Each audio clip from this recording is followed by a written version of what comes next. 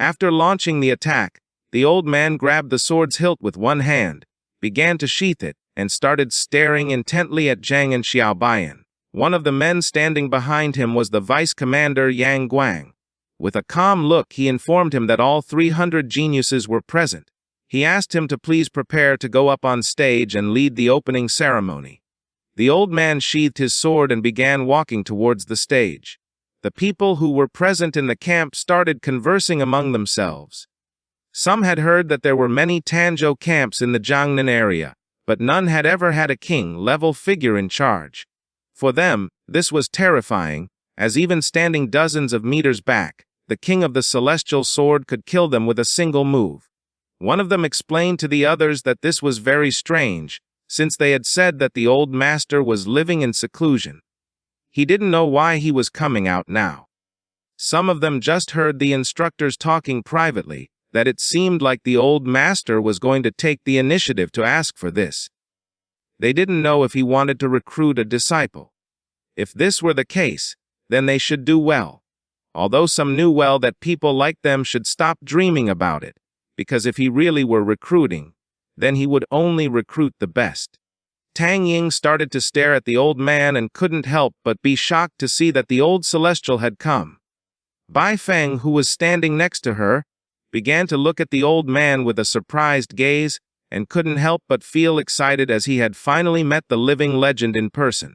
Xiao Baiheng started to look at the old man with a determined gaze and decided to defeat Zhang Wuxiang once the camp began in order to leave a good impression on the old master. Wuxiang cracked his fingers and couldn't help but feel excited since he had thought they wouldn't be able to invite the old man.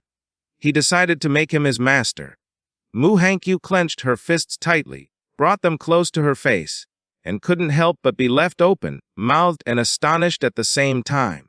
Zhang started pointing at the old man with his finger, and with a confused look asked Luo Sando if they recognized that powerful old master. She got very excited, approached Zhang, clenched her fists, and with a joyful look responded yes. She had been hearing about his legend since she was young. She began to recall the old man's incredible feats. One day a powerful red dragon appeared, but the old man jumped on its head and using all his strength drove the sword into its skull, causing it to open its mouth and start screaming in pain. She explained to Jiang that the old man was not an awakener but could suppress a group of 7th, transfer seal kings and become number 1 under the Jian Empire. His skills were even comparable to those of an 8th, transfer from the Jian Empire. Once he had killed a dragon with a single blow, Mu Hankyu put her hand under her chin, closed her eyes and began to think. She explained to them that although both were at the level of a seal king, the senior celestial leaf king was the most respected existence by her grandfather. Her grandfather once asked her to become his disciple, but he rejected her. At first she was very frustrated but then heard that many descendants of the Jian Empire and Invincibles had also been rejected. Jiang started looking at the old man and, with a confused look, asked them if they were sure it was very difficult to become his disciple. Mu Hankyu approached Jiang and with a sincere look asked him if he was joking. As far as she knew, Zhang Wuxiang and Baifeng had been rejected by the sword god before. Jiang had seen Zhang Wuxiang and the rest of their abilities. It was unimaginable how difficult it was to become a disciple of the old man. Upon hearing this, Jiang began to look at her with a shocked expression, and started to wonder if it was really that difficult to become the old man's disciple. Lo Sando approached them. She began pointing towards the sky with her finger, and with a serious look explained to them that they might not know it. But the old master had only accepted 2 disciples in his entire life, and that had been more than 20 years ago. Jiang began to recall how the old man had been hugging the tree like a lunatic. He also remembered how when he was putting away the sword he had asked him if he was willing to learn from him. Jiang closed his eyes and began to question whether the strange old man who climbed trees was the king of the celestial sword that everyone was really talking about. According to him, they did not seem like the same person. While a drop of sweat was falling from his cheek, with a forced smile he responded that now he understood everything. The old man got on stage and coughed to get everyone's attention. With a serious look, he introduced himself as Gu Kaishan, the chief instructor of Tanjiao camp. He put both hands on the table and reminded everyone that, as they all already knew, the Tanjiao camp in their Jiangnan area had been performing below average in recent years because the fights here were just a farce. If one did not dare to give it their all here, in a real battlefield with real dangers, they would only end up dead and without burial. He revealed to everyone that there were more and more monsters in this world. He grabbed the microphone tightly and with a smile told them that they needed more capable geniuses. Therefore, to better showcase and unleash their geniuses' abilities and make a better selection, this year he had established a new rule for the Tanjiao camp in the Jiangnan area. He called this rule Death Quota. Upon hearing this, Yang Guang, who was standing behind him, couldn't help but be shocked. With a look full of fear, he interrupted Gu Kaishan and tried to stop him. But he put his hand in front of him indicating that he should not speak anymore, and with a smile explained to everyone that here he was the one who had the last word. Therefore, if something happened, he was going to take all the responsibility. Yang Guang started sweating like crazy and with a confused look began to wonder what death rate Gu Kaishan was talking about. His superiors had not mentioned this before, and there hadn't been one before in the history of Tanjiao camps. There were many powerful geniuses down there, so he didn't know if this was going to create chaos. Gu Kaishan took the microphone, brought it close to his mouth, and with a serious look told them that today 10 of them were going to die for him in each round of the test. He also added that if anyone wanted to withdraw, they could do so now. Many of the participants panicked. A boy started looking at his friend with a look full of fear and explained to him that although this was terrible, he couldn't withdraw because otherwise his whole family would be shamed. His friend swallowed hard and with a trembling voice told him that he didn't want to die. Wu Shuang, who was standing in front of them with crossed arms, remained calm, began to smile and thought that this was expected from the senior Celestial Blade King. According to him, the Tanjiao camp in Jiangnan area should have done this years ago. Xiao Baiyan turned his head back, started staring at Zhang and with a smile came to the conclusion that this rule had been made especially for him. When the camp starts later, he was going to be able to fulfill 2 of the old master's quota. Zhang started looking at Xiao Baiyan and began wondering what this guy was plotting. With a calm look, he concluded that with this quota, even if the conflict escalated later and he killed Xiaobayan, Uncle Jiagang and the others wouldn't have to worry too much. Several minutes passed and no one withdrew. Seeing this, Go Keaton, who was holding the microphone in one hand, put his other hand on his waist and couldn't help but start smiling since according to him it seemed like everyone had some pride. Behind him stood the 4 vice commanders. He extended his hand to one side and with a shout, announced that the entrance evaluation to the camp had officially begun. There were 300 people in the first round. Half of them were going to be eliminated. He grabbed the hilt of his sword and while unsheathing it, with a serious look he explained to them that within the camp, 150 advancement flags had been randomly hidden. He also added that he didn't care what methods they used to get the flags. The round was going to end at dawn on the second day, and those who had the flags would advance to the next round. He unsheathed his sword, began pointing its blade at them, and while his eyes were shining, asked them to fight confidently and kill confidently. They could fight alone or form alliances. They were even allowed to destroy the entire camp if they wished. In short, he wanted to see their bloodlust. After saying this, he raised the sword to the sky and gave everyone the order to disperse as the test had begun. Upon hearing his order, everyone started running. Some knew that with their current skills, the best method was to find flags, hide, and avoid ruthless people according to them. This was the safest way to advance to the next round. While everyone was running, Seiho Baekyan began to smile, as his body was surrounded by a powerful blue energy. He unsheathed his sword, extended it to one side and started walking towards Zhang.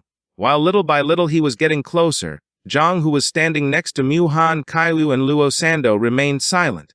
Zhang extended his hands to the sides, started staring at Seiho Baek, and gave them the order to look for nearby advance flags since he was going to take care of him. Mu Han Kaiwu did not know what Zhang was thinking. With a panicked look she asked him if he was sure. Just before she could finish the sentence, he extended his hand to one side, adopted a defensive pose, and told her that this was an order. Upon hearing this, Mu Hankao and Luo Sando turned their backs on him and started running.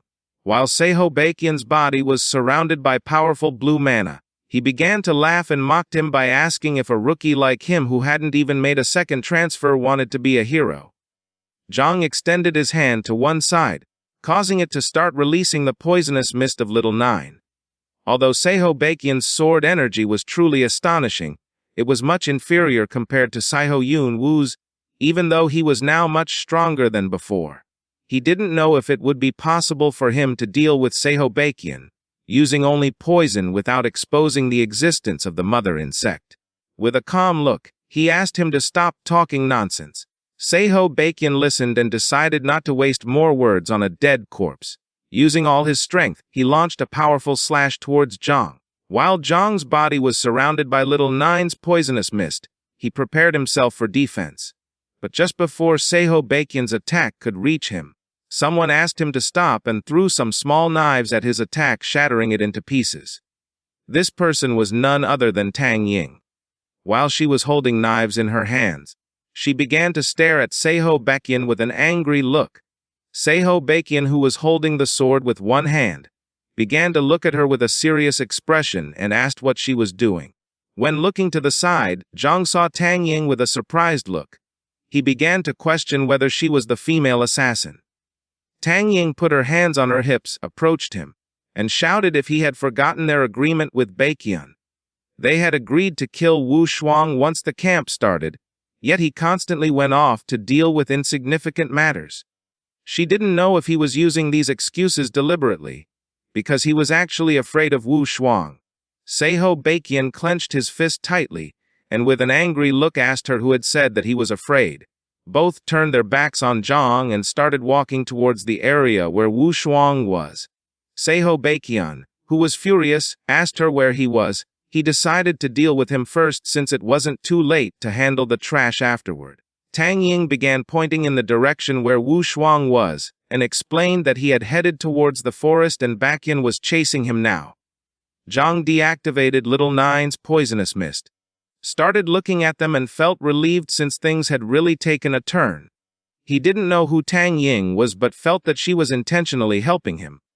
Once they moved away a bit, Tang Ying turned back, put her finger near her mouth and winked at him. Seeing this, he realized that she was indeed helping him, but he didn't know why since they didn't even know each other. She began to look down with a sad expression. She was the niece of Tang Jin.